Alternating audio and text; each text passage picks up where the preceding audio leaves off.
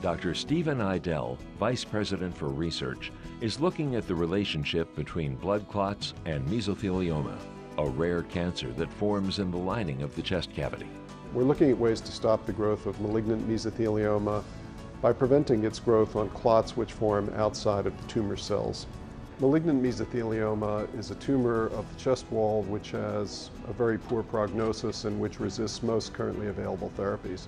We hope to be able to develop new treatments that spare normal cells and target mesothelioma cells by preventing their spread on the fibrin clots that form outside of blood vessels. Currently, in the preclinical phase of his research, Dr. Idell's focus is to determine if the growth of malignant mesothelioma can be blocked by agents that prevent blood clotting. I believe that we can really play a valuable role in contributing in areas where we have great expertise. For example, lung cancer and other forms of cancer where we've brought the right research teams together. Dr. Srirama Shetty is working to understand why people with chronic obstructive lung disease are at greater risk for developing lung cancer.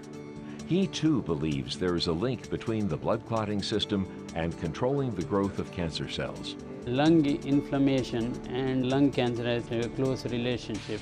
Understanding the mechanism of lung inflammation probably will help us to find the mechanism by which the cancerous transmission taking place from the normal cell. Dr. Shetty and his team have been able to suppress tumor growth in lab cell cultures. Preliminary results indicate that he may be able to achieve a very significant reduction in tumor growth in mice. After that, on to clinical trials.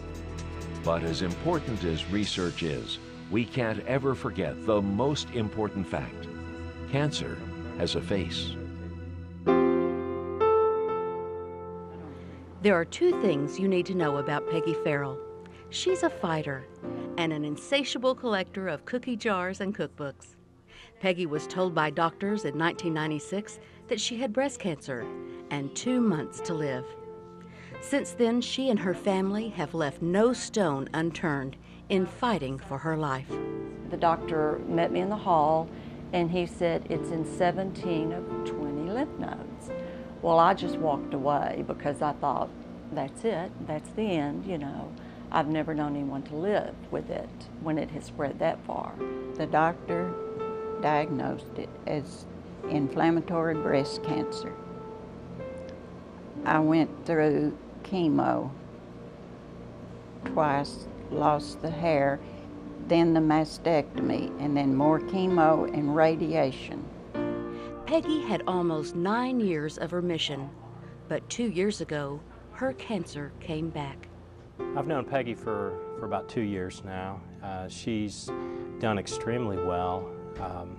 She's a very motivated patient, and her family as well is very motivated to help her through this process. For Peggy, there has never been any question that she would fight her cancer with determination. But she also knows that the advances in cancer treatment through research have given her the weapons she needs. Now, like they said that I probably wouldn't live 2 months, I could have came home, curled up in bed, and laid there and died. But you just come out of the office fighting, you know. I think that it is important for the patient to be part of the team. He or she needs to tell the physician how much treatment to pursue or how little treatment to pursue also, how aggressive the treatment option should be, and to be part of the team. There is not going to be just one cure. There are going to be many cures for cancer. It's my job as president of the health center. It's the job of the presidents of the other UT health components to do what we can to improve the quality of life for all of us. And so you will find very robust cancer research programs occurring at every single UT health component. And in that regard, UT Health Science Center at Tyler is no different. And we will pursue our research goals in trying to identify cures to the cancer scourge.